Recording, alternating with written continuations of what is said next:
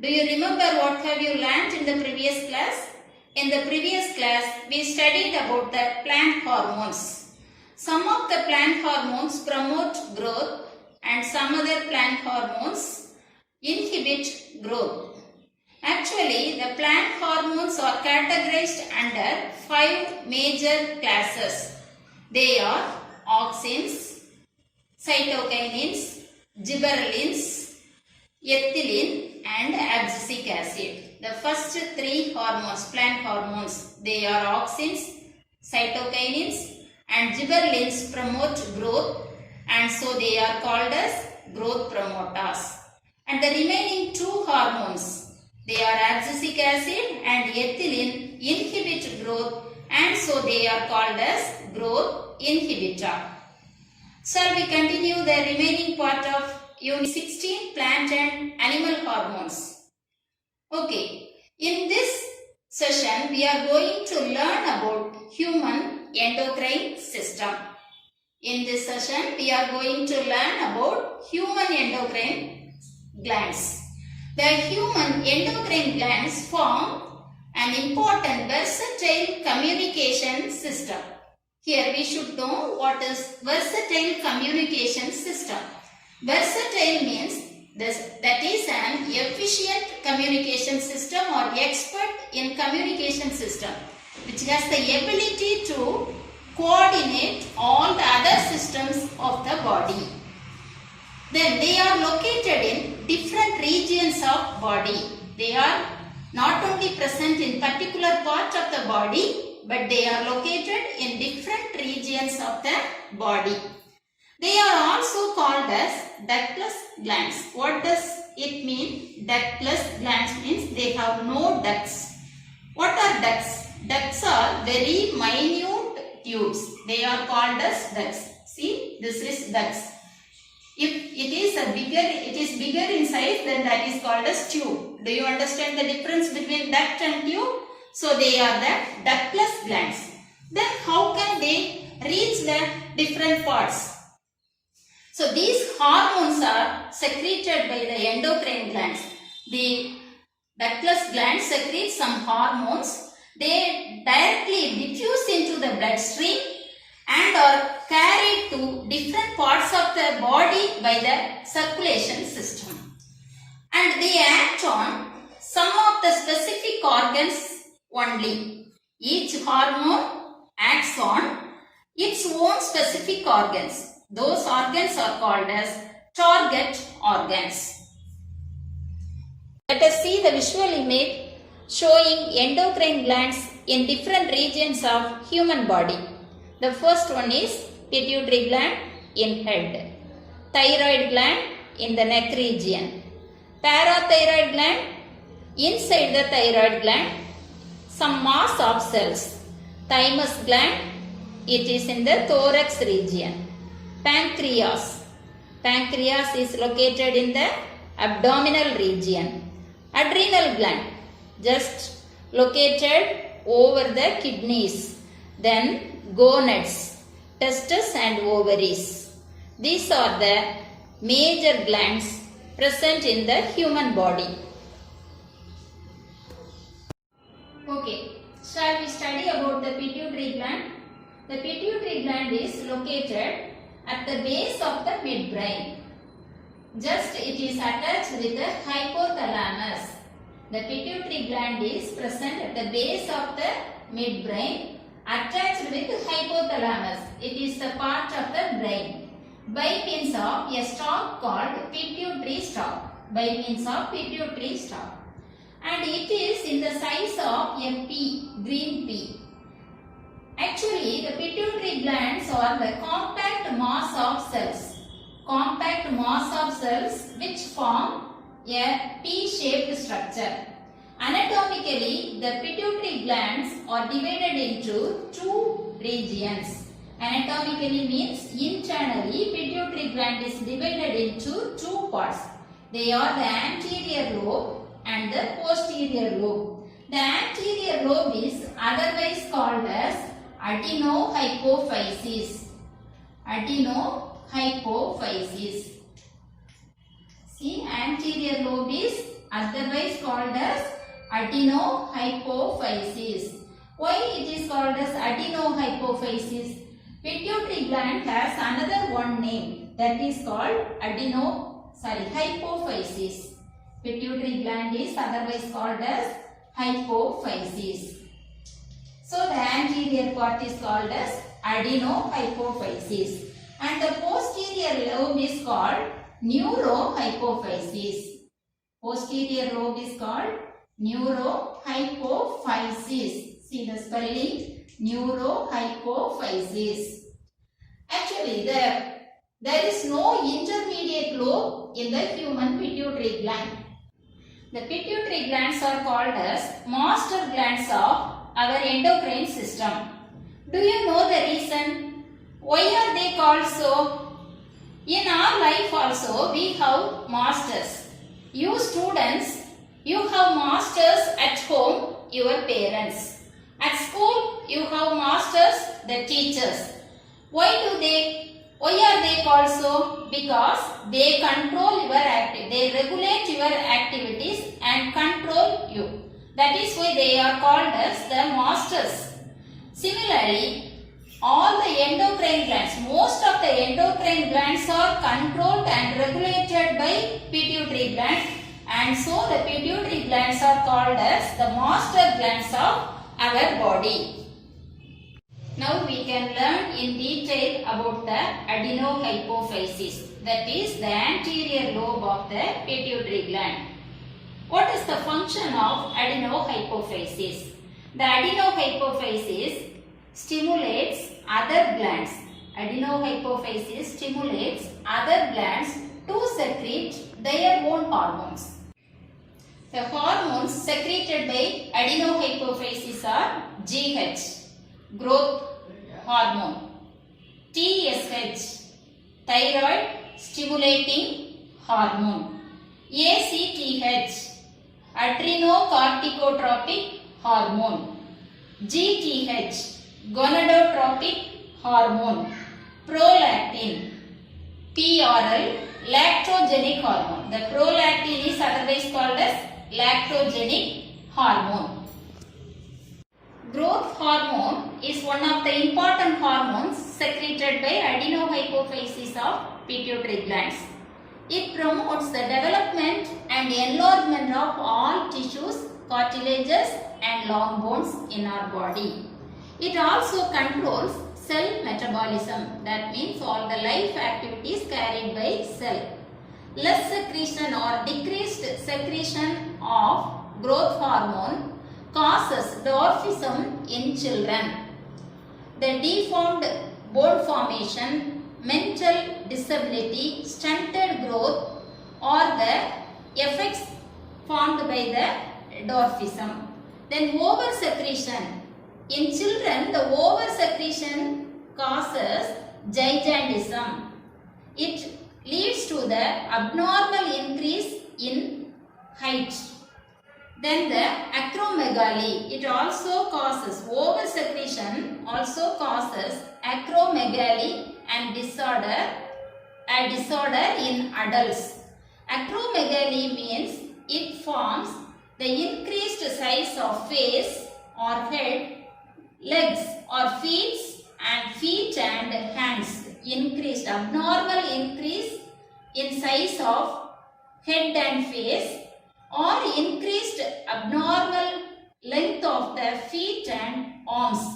That is the symptoms of acromegaly. Thyroid stimulating hormone, TSH. Thyroid stimulating hormone control the growth of thyroid gland and coordinate the activities of thyroid gland. The next one is ACTH, adrenocorticotropic hormone. Adrenocorticotropic hormone stimulate the adrenal cortex to secrete its hormones and the production of protein. A gonadotropic hormone. We will learn in detail about gonadotropic hormone secreted by adenohypophysis of pituitary gland. It secretes two different types of hormones. The first one is FSH and the next one is LH. FSH means follicle stimulating hormone. Follicle stimulating.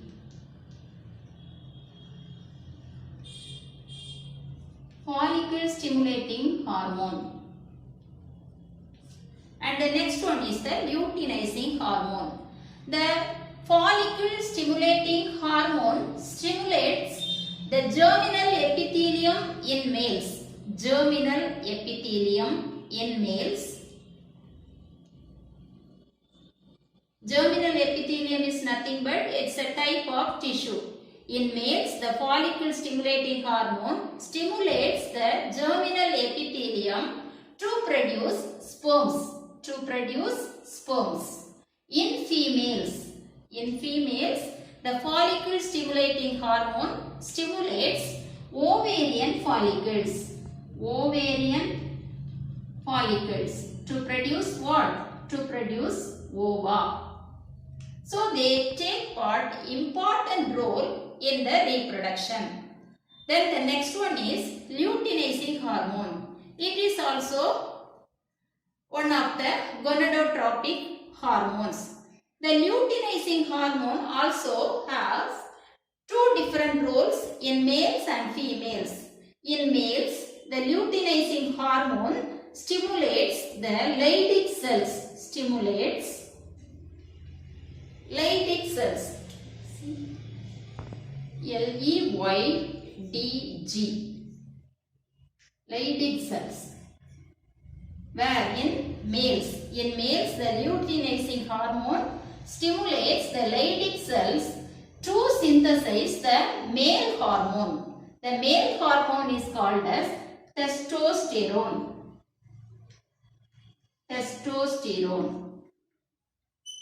It is otherwise called as male hormone.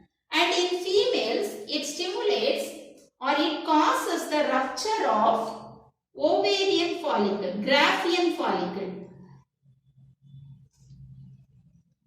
Rupture of Graafian follicle.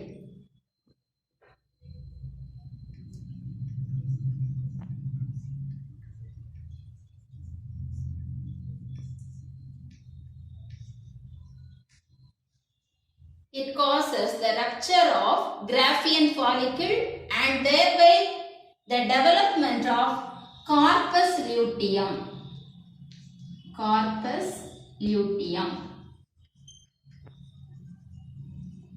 It's a part of uterus. Corpus luteum. And thereby it induces the secretion of the female hormones. What are the female hormones? They are progesterone and estrogen.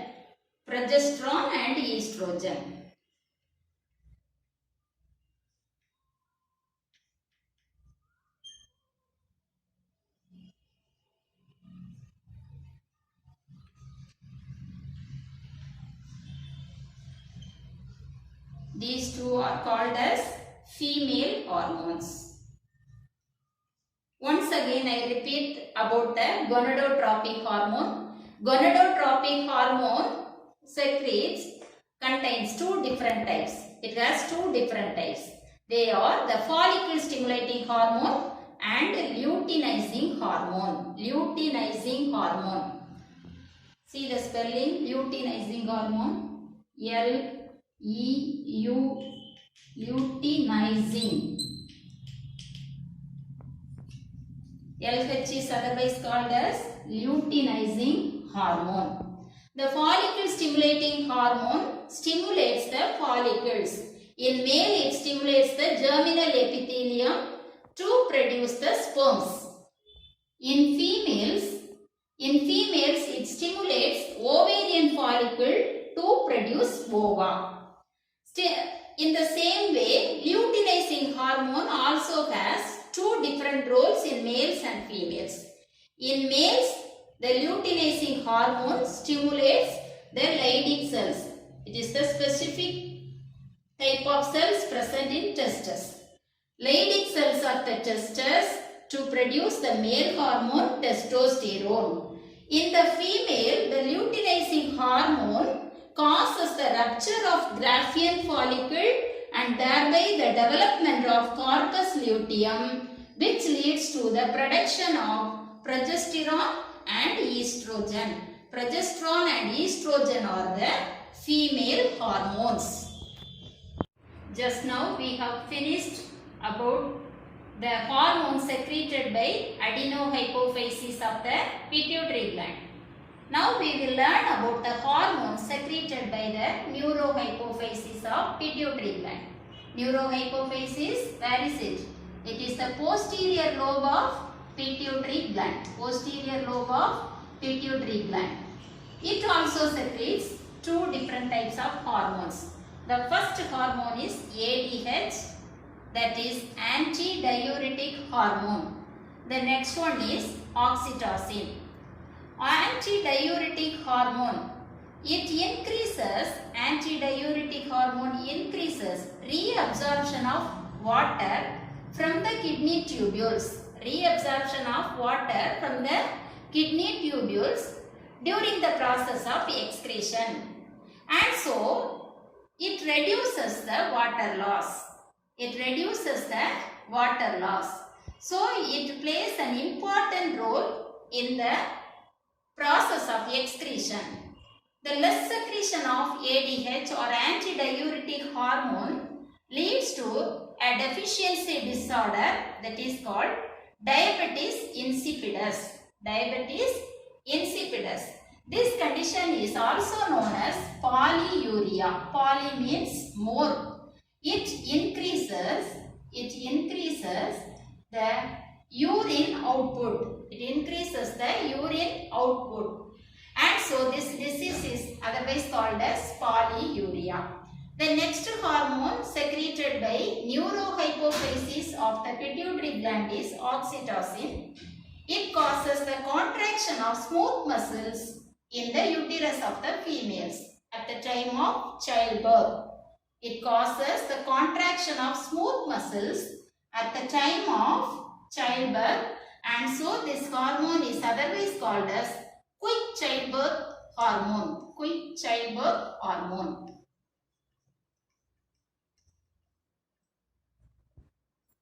And it also causes it also induces the ejection of milk from the mammary gland. It also induces the ejection of milk from the mammary gland. Mammary gland is otherwise called as milk gland. It is only seen in the females. That's all about the hormones, various hormones secreted by the pituitary gland. Students, I hope you might have understood this session very nicely. And you learn about all the hormones secreted by the adenohypophysis of pituitary gland. Thank you.